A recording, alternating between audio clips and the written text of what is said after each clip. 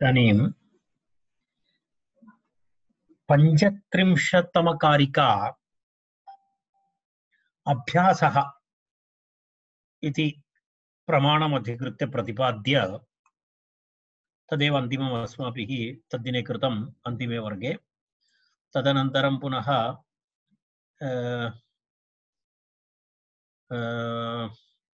एकनिमेषं right षट्त्रिंशत्तमकारिका अस्ति। षट्त्रिंशत्तमकारिका अदृष्टम् इति प्रमाणम् अधिकृत्य प्रवृत्ता अस्ति। तत्र एतं विषयं तत्र प्रतिपादयति। अदृष्टम् इति प्रमाणं तस्य विषये प्रतिपाद्यते। वयम् आरम्भं कुर्मः इति मन्ये। ततः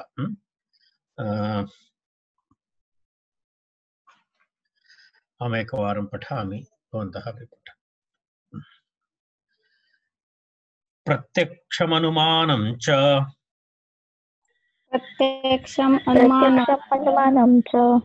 व्यतिक्रम्य व्यवस्थिताः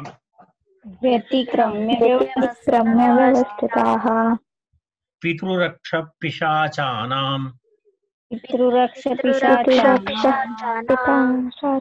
कर्मजायेव सिद्धयः।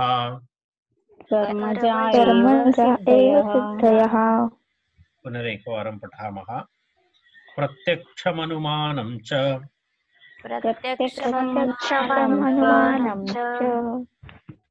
व्यतिक्रम्य व्यवस्थिताः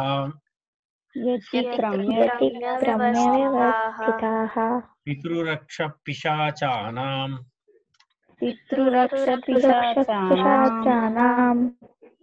कर्मजायेव सिद्धयः।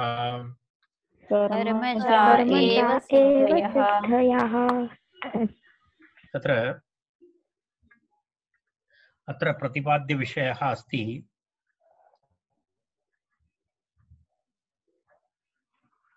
अदृष्टमिति। अदृष्टप्रमाणम् अत्र प्रतिपाद्यते। अदृष्टमित्यस्य वस्तुतः अत्र आशयः एवमस्ति, केचन अदृष्टजन्यशक्तयः भवन्ति। यदा उदाहरणाय ये मान्त्रिकाः यत् सर्वं कुर्वन्ति तादृशं, यदा किञ्चित् अद्भुतकार्याणि केचन कुर्वन्ति, तो कीदृशमस्ति इत्युक्ते यदा यदा वयं वदामः भूतप्रेत इत्यादि इत्यादि केचन वदन्ति, केचन तत्र तादृशसिद्धयः भवन्ति केषाञ्चन इति वदन्ति, तस्मिन् विषये वदति। तत्र अन्ये एतस्मिन् विषये वयम् इदानीं पर्यन्तं कुत्रापि प्रमाणरूपेण तु अस्माभिः न दृष्टमस्ति। एतत् किञ्चित् अलौकिकमस्ति। तत्र किञ्चित् भिन्नम् एतदस्ति इति तत्र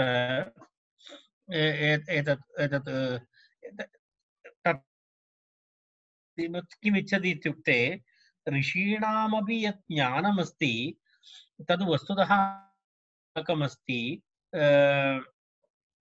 कथम् इत्युक्ते प्रत्यक्ष अनुमानाद् व्यतिरिच्यं यत् किमपि अस्ति, यदा पितरः इति ये मृताः भवन्ति तेषाम् आत्मानः इति वदन्ति, रक्षः पिशाचाः, तेषामपि शक्तिविषये तत्र वदति। तदपि किं भवति, अनुमानेन तत् कर्तुं न शक्यते इति वदति। तत्र अदृष्टप्रामाण्यम् अस्ति इति वदति। तद् अदृष्टमस्ति, तद् वयम् एवं प्रत्यक्षं वा अनुमानेन वा तत् कर्तुं न शक्यते इति आचार्यः अत्र वक्तुम् इच्छति। तत्र पश्यामः वयं तत्र एतस्य अवतारिकां वयं पश्यामः। अलौकिकस्यापि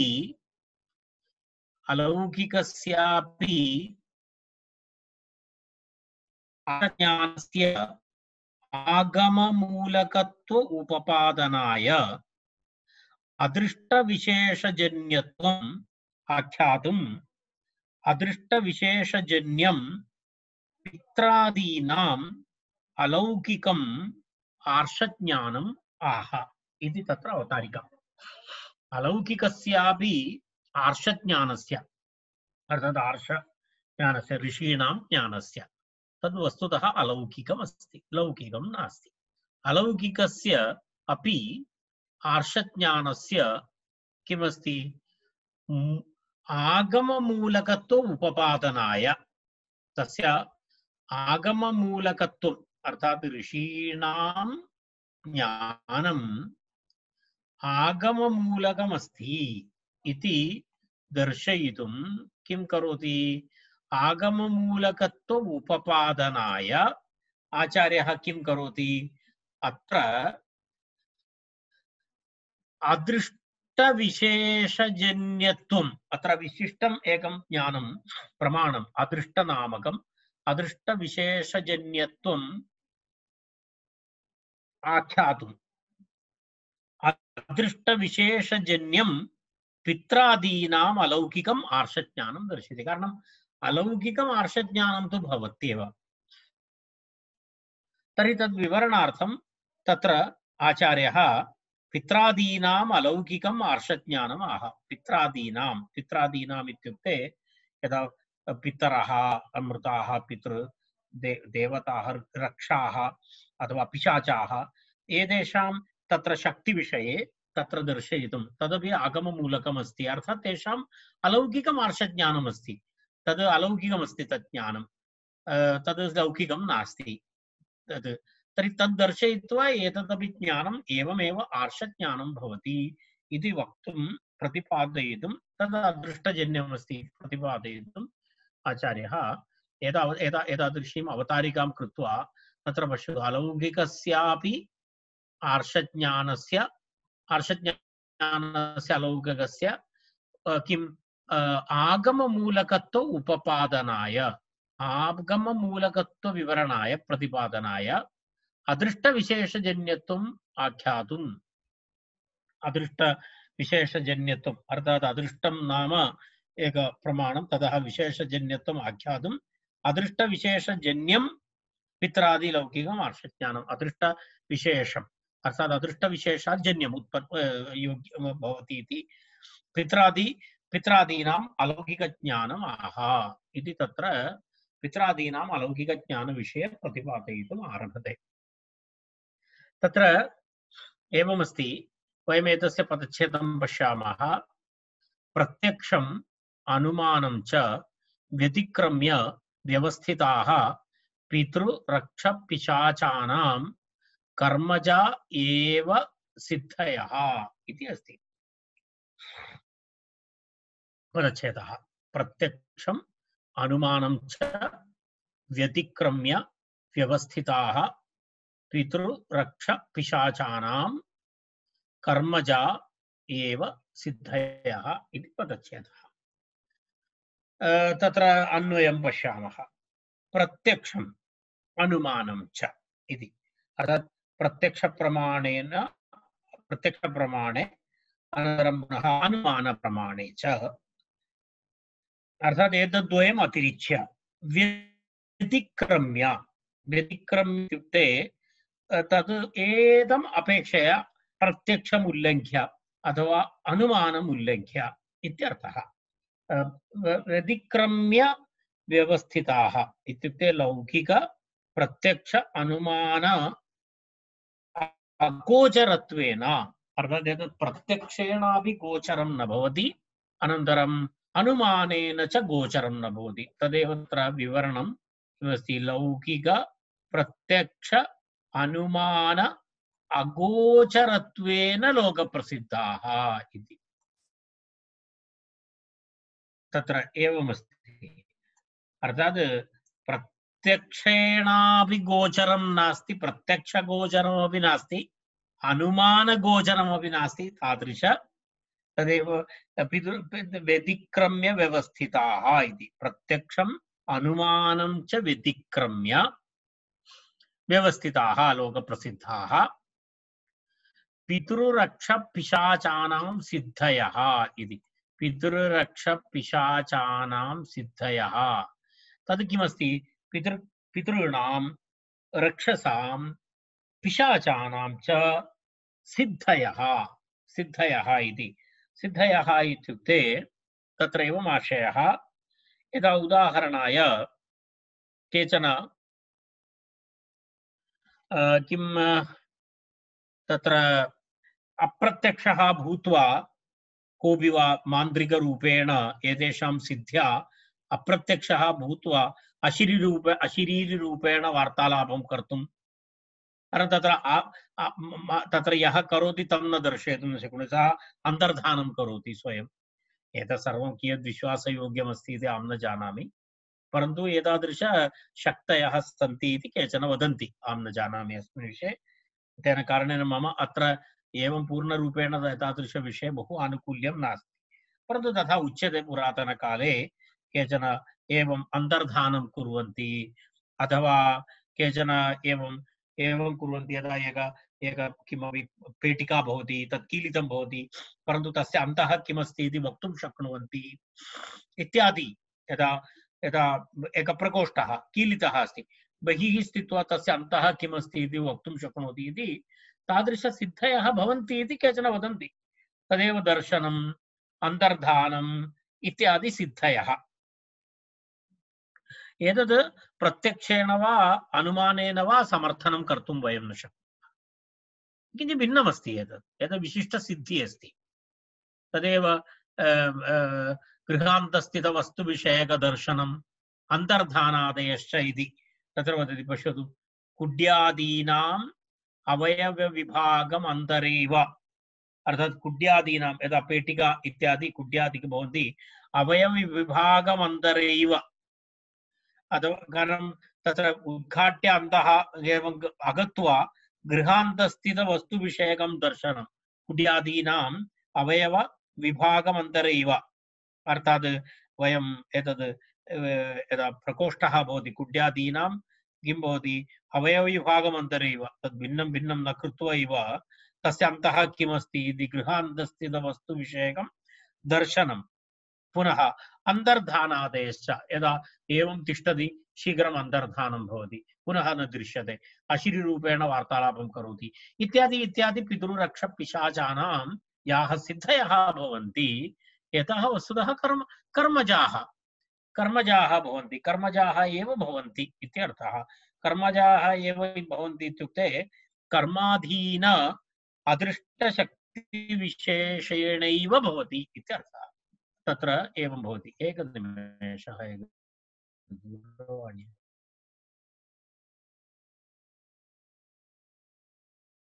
अदृष्टविशेषसिद्धाः एव सन्ति इत्यर्थः। कर्माधीन अदृष्टविशेषसिद्धाः एव सन्ति इत्यर्थः। तत्र एवं तर्हि तत्र वस्तुतः किमपि लाजिक् नास्ति, तत् प्रत्यक्षं नास्ति। यदा अन्तर्धानं भवितुं का शक्तिः अस्ति इति प्रत्यक्षं नास्ति। यदा बहिः स्थित्वा गृहस्य अन्तः किं किम् अस्ति इति वक्तुं शक्यते इत्यपि वस्तुतः तदपि प्रत्यक्षेण न भवति, प्रत्यक्षदर्शनं तु न भवति, अनुमानेनापि न करोति, तद्विहाय अन्यत् किमपि अस्ति। तर्हि अन्तर्धाने वा भवतु, एवमेव अन्तः यत्किमपि वस्तुविशेषः अस्ति तस्य दर्शनं बहिः स्थित्वा वा भवतु, एतत् सर्वं वस्तुतः कथं भवति इत्युक्ते एतत् प्रत्यक्षेण वा अनुमानेन न भवति, एतत् किञ्चित् कर्माधीन अदृष्टविशेषसिद्धाः एव भवन्ति इत्यर्थः। अर्थात् किञ्चित् अदृष्टम् इति तस्य उच्यते, तत् कर्माधीनमस्ति, तद् सर्वेषां न भवति, तदा विशिष्टं किञ्चित् ज्ञानं भवति इत्यर्थः अदृष्टम् इति। एवम् एतत् किमर्थम् इत्युक्ते एवमेव ऋषीणामपि यत् ज्ञानमस्ति तत् कीदृशं भवति, तपस्साध्य अदृष्टजन्यम् इति भवति। आचार्यः अत्र एवं ऋषीणामपि आगमविषयकं यत् ज्ञानमस्ति अत्र लिखितमस्ति, ऋषीणामपि यत् ज्ञानं किमस्ति, तपस्साध्यम् इति। तद् तपसा लभ्यते, तपसा साध्यं, तपस्साध्यम् अनन्तरम् अदृष्टजन्यम् इति भवति। तपस्साध्यम् अदृष्टं नाम प्रमाणेन भवति तत् अदृष्टजन्यम् अस्ति अदृष्टात् उत्पन्नं भवति तत् तदेव अदृष्टजन्यम् इति अदृष्टो नाम प्रमाणं तस्मात् जन्यं न प्रत्यक्ष अनुमानजन्यम् इति अर्थः अर्थात् ऋषीणां यद् आगमज्ञानमस्ति ऋषीणामपि यद् ज्ञानमस्ति तदप्यागमपूर्वकम् इति वयं पूर्वम् उक्तवन्तः ऋषीणामपि यत् ज्ञानं तदप्यागमपूर्वकम् इति वयं पूर्वकारिकायां पठितवन्तः तर्हि अत्र तदेव उच्यते अत्र ऋषीणां यत् ज्ञानं भवति तद् अदृष्टजन्यं न प्रत्यक्षानुमानजन्यम् इति भावः तत्र एवमस्ति तद् एवं यदा यदा वयम् इदानीमपि अस्मिन् कालेपि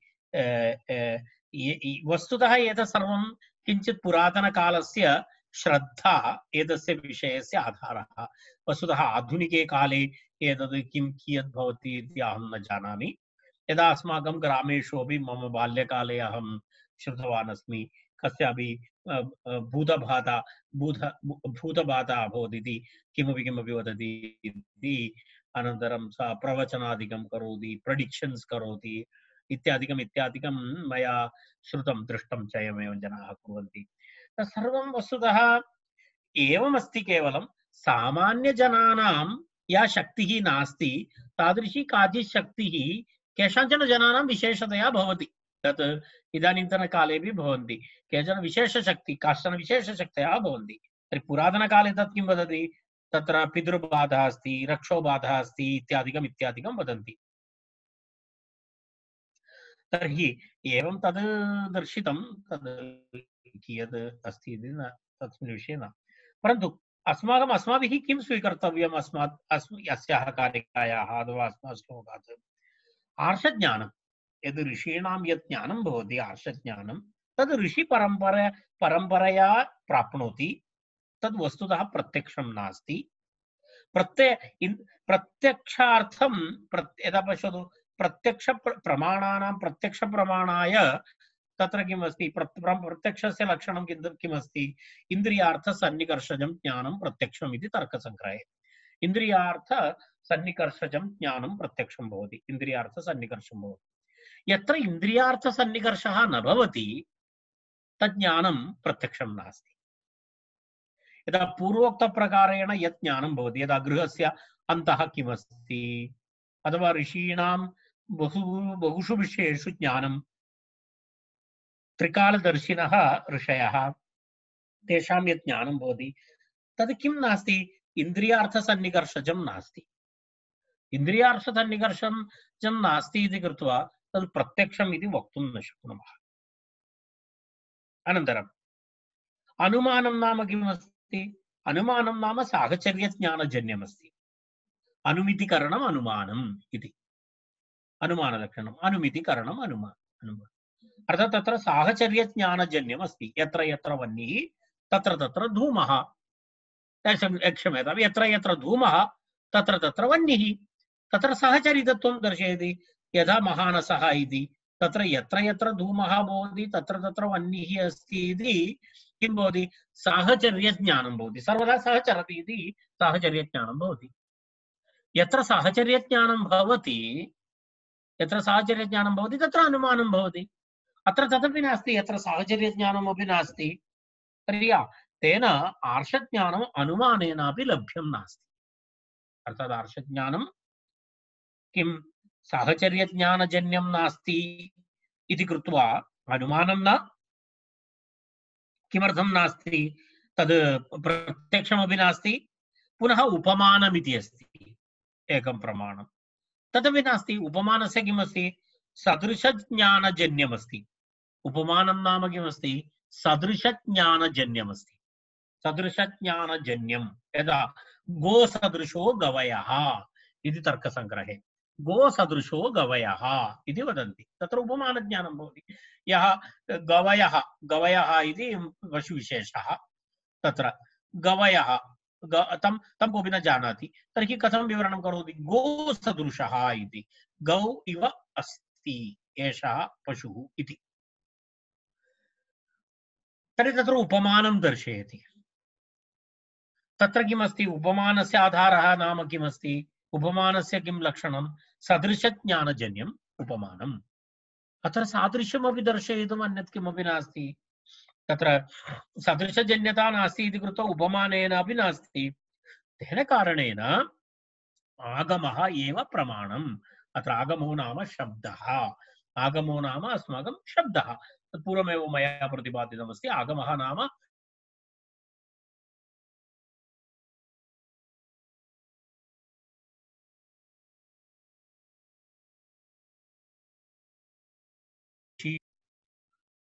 तदप्यागमपूर्वकम् इति तर्हि तर्हि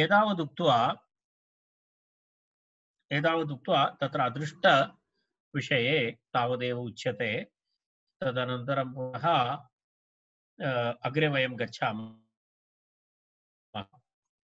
अग्रे एतदेकं लघुप्रकरणमस्ति आगमविषयः एकया कारिकया प्रतिपादितः तदनन्तरं तदनन्तरं पुनः एका कारिकया अदृष्टप्रयोजनमपि अदृष्टं नाम प्रमाणमपि उक्तम् आगमप्रमाणं तु ठीक है सम्यक् अस्ति अदृष्टविषये भवन्तः निर्णयाधिकारिणः तत्र इदानीन्तनकाले तस्य कियदस्ति परन्तु विशेषसिद्धयः भवन्ति इति अहं जानामि तादृश कुत्रचित् एवमेवं श्रूयते किञ्चित् परन्तु तत्सर्वं भूतबाधा वा प्रेतपिशाच इत्यादि विषयेषु मम श्रद्धा नास्ति तेन कारणेन अहं न अङ्गीकरोमि परन्तु किञ्चित् विशेष कदाचित् केषाञ्चन जनानां भवति तद्भवति न भवति इति अहं न वदामि अस्तु एनिवे तर्हि तां कारिकाम् उक्त्वा वयम् इदानीम् अग्रे गच्छामः मम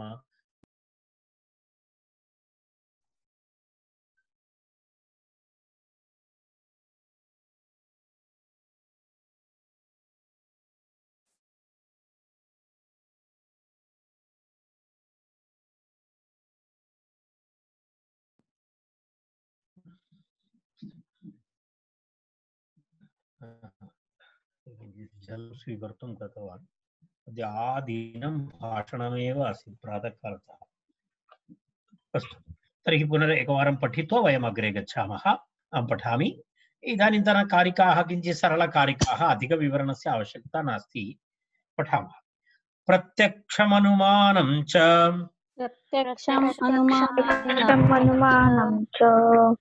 व्यतिक्रम्य व्यवस्थिताः पितृरक्षपिशाचानां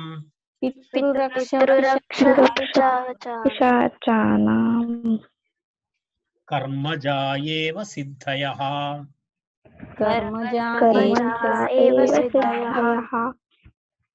इदानीम् एतावत्पर्यन्तम् उक्त्वा अग्रिमविषयः इति कारिकाद्वयं तत्र एषः विषयः समाप्तः तदनन्तरम् अहम् एकैकं विषयम् अग्रे वदन् अस्मि इदानीं वयं अस्माकम् अग्रिमः विषयः चर्चायाः 37 कारिकातः आरभ्य 43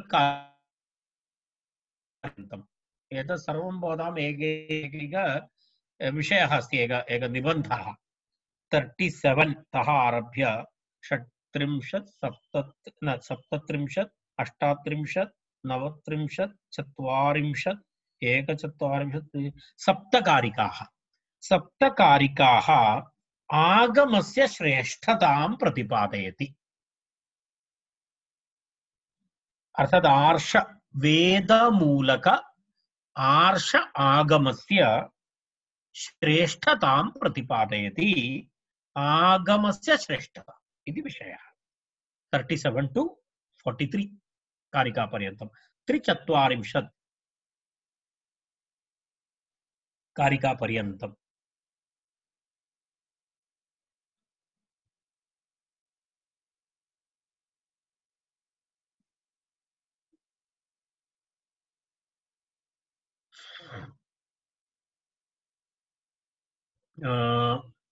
वयं गच्छामः 37 कारिका पठामः आविर्भूत प्रकाशानाम् आविर्भूत प्रकाशानां अनुपप्लुत चेतसाम् अनुपप्लुत प्लुत चेतसाम् चेतसाम् अतीतानागत ज्ञानम् अतीतानागतज्ञानम्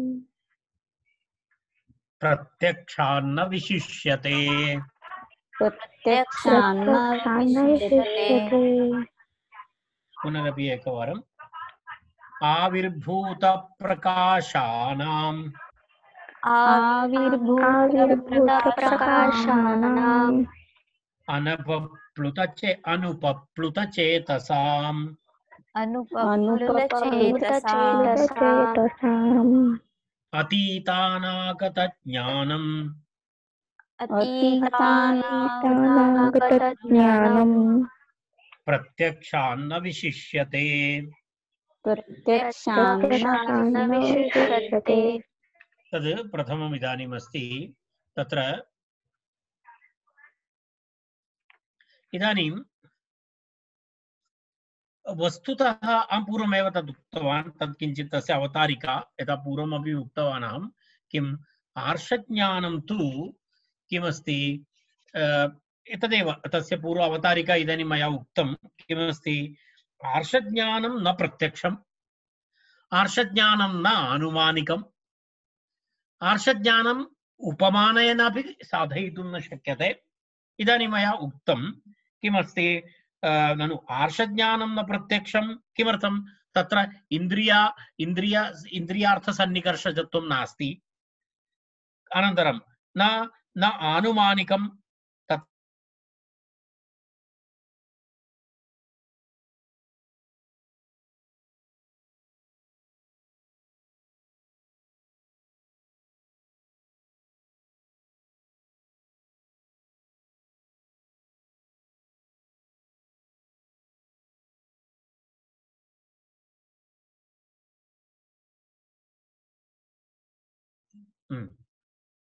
तर्हि तदपि तत्र अनुमानजन्यमपि नास्ति प्रत्यक्षजन्यमपि नास्ति तदनन्तरं पुनः एतदपि नास्ति किं नास्ति उपमानजन्यमपि नास्ति इत्यपि उक्तं। तर्हि पुनः किं भवति एतत् तस्मिन् विषये कुत्रचित् स्थापनीयं खलु एतस्य कुत्रचित् करणीयं। तर्हि किं भवति एतदिति तत्र शब्द तत्र किमस्ति तत्र तेन कारणेन प्रत्यक्षं नास्ति अनुमानं नास्ति उपमानमपि नास्ति अनन्तरम् एवं शब्देन प्रतिपादितम् इति शब्दोऽपि नास्ति। अर्थात् तत्र एवमपि वक्तुं न शक्नुमः वयं कारणं वयम् अस्माकं पुरतः ते आगत्य न उक्तवन्तः तेन कारणेन तदपि नास्ति।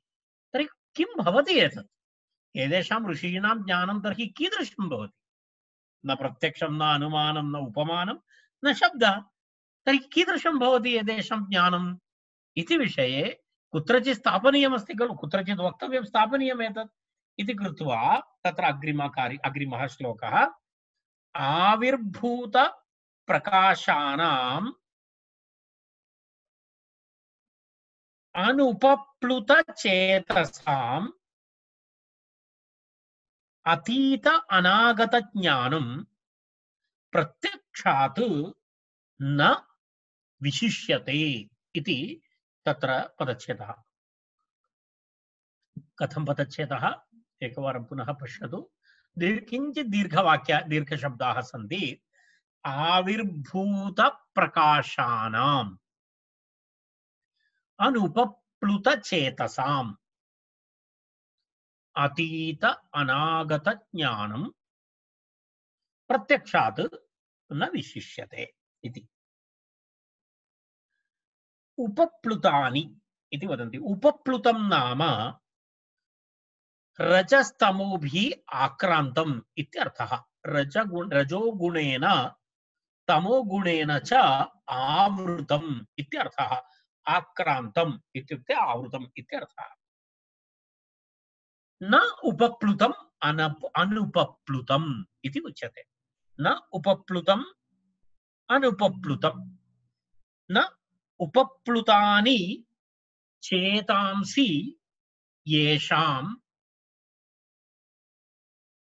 अर्थात न उपप्लुतानि चेतांसि येषां ते अनुपप्लुतचेताः इति विग्रहवाक्यम्। अर्थात येषां चेतांसि मनः हृदयं रजस्तमो गुणैः आवृतं नास्ति ते अनुपप्लुतचेताः तेषाम् इति षष्ठी अनुपप्लुतचेतसाम् इति।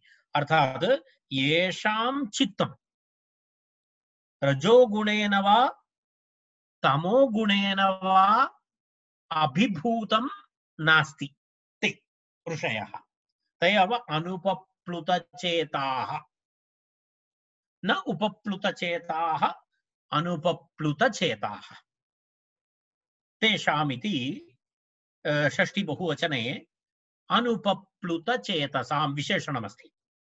कस्य विशेषणमस्ति तत्र नास्ति तद् तदस्माभिः योचनीयमस्ति ऋषीणाम् इति।